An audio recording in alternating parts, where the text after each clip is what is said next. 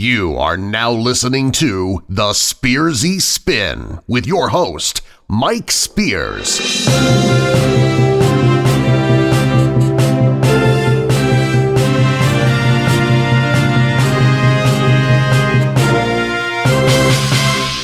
ISIS terrorists continue to kill innocent people in the southern Philippines.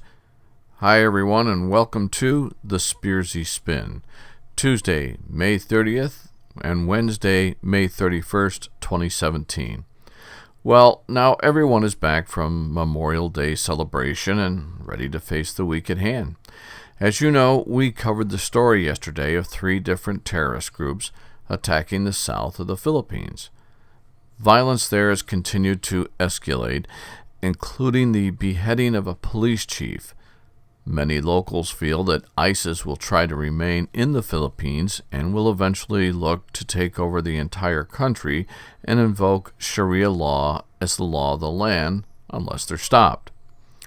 This past week, militants linked to the Abu Sayyaf militant group, who are now part of ISIS, have been killing and torturing people on the island of Mindanao.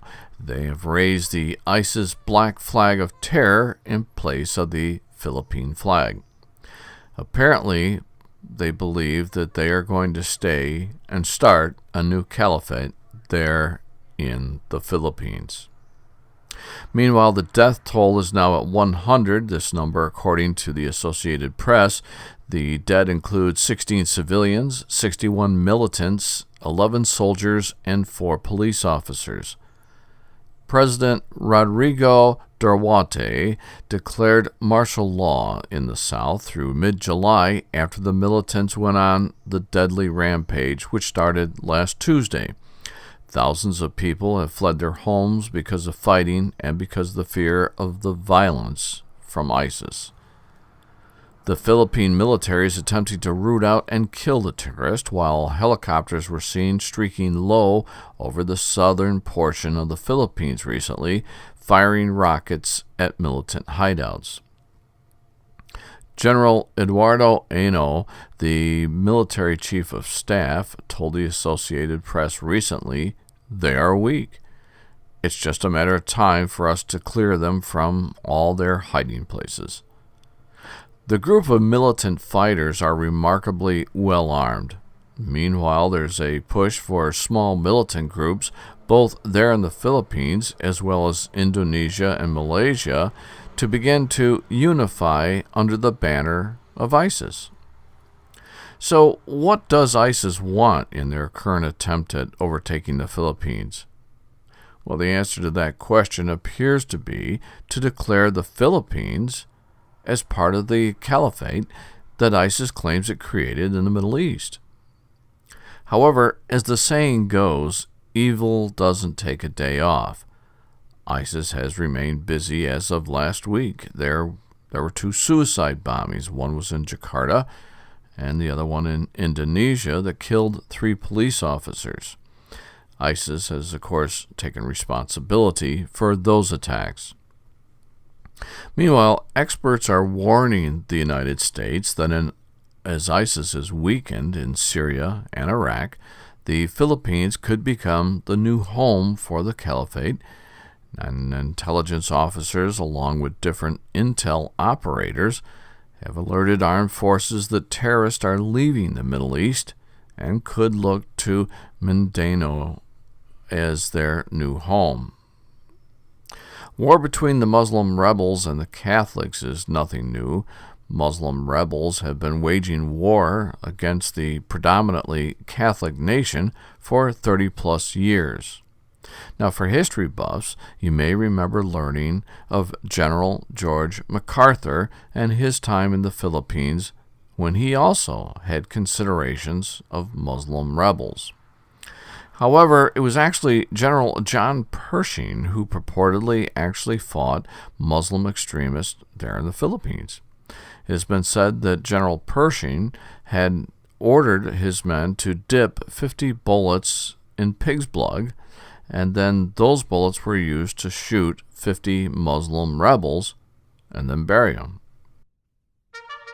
Don't go away. We have to pay some bills, and then we're coming back with Mike Spears.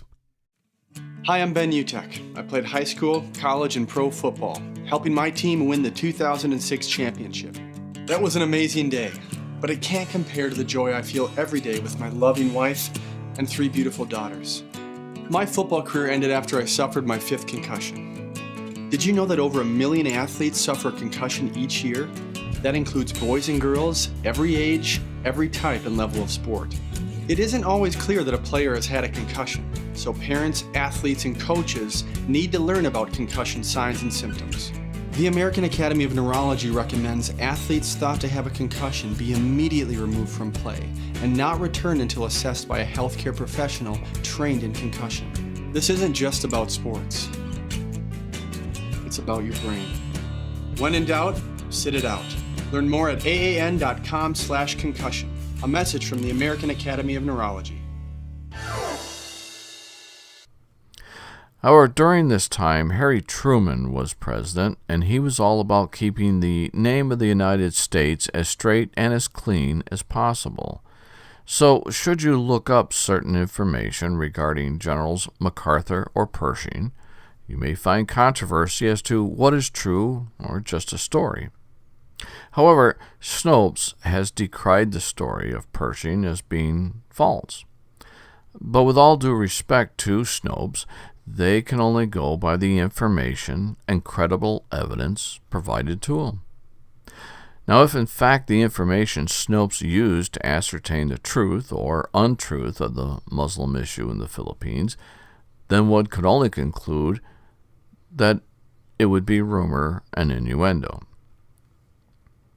It's believed that Harry Truman may have readdressed the commander's field notes about this issue of Muslim rebels while the U.S. was in the Philippines, and he may have done so to reflect something other than what Pershing reportedly wrote. Now, this theory on Truman is further complemented by the actions he took against Douglas MacArthur on April 11, 1951, when then-President Harry S. Truman relieved MacArthur of his command as general of the Army forces fighting in the Korean War after MacArthur made public statements which contradicted the administration's policies. In relieving MacArthur for failing to respect the authority of the president by holding private communications with Congress, Truman upheld the president's role as being the preeminent, but Truman's actions were appalled by the public, as General George MacArthur was actually a true war hero. In reviewing Truman's presidential reign, it is apparent that he wanted to be the number one go-to guy for everything, whether he was right or wrong, and MacArthur wanted to get the correct information to Congress as well as the American people. Now, MacArthur led the Allied forces there in the Southwest Pacific during World War II, and after the war was in charge of the occupation of Japan. When North Korea decided to invade South Korea in 1950, that of course started the Korean War. He was then designated commander of the United Nations forces defending South Korea. He conceived and executed the amphibious assault at Incheon on September 15th in 1950, for which he was hailed as a military genius. So, what would Pershing and MacArthur do today if they were still alive and in charge of the military? Well, if you've studied these folks at all, there's no question in my mind, here's what would happen. It would be hell on earth for about a week, and during that time, heavy bombing in areas thought to be infiltrated by the enemy, in this case, the Muslim rebels. Non-target casualties would be high. However, the eradication of ISIS and those like them, it would be these non-target casualties would be deemed acceptable as a trade-off to rid the world of terrorism. Currently, President Trump, who's also a fan of Pershing and MacArthur, as am I, may be the commander we need to rid the world of terrorists. We'll wait and see. Well, thanks for being with us today, folks. Please make us a favorite by clicking whatever the buttons are you have now. I know on YouTube, I guess it's subscribe, but I know that there are many or several outlets that we're on now, and I don't know how they all work. But if you would, make us a favorite or whatever, click something. Because we want to be first and foremost when you look for news, information, and commentary, because we think we might have something right. As always, though, thank you for the great comments, and thank you for your kind words. So we will talk to everybody on Thursday, and remember, there's only one world. We all have to live in it. Let's do it peacefully. Thanks, everybody.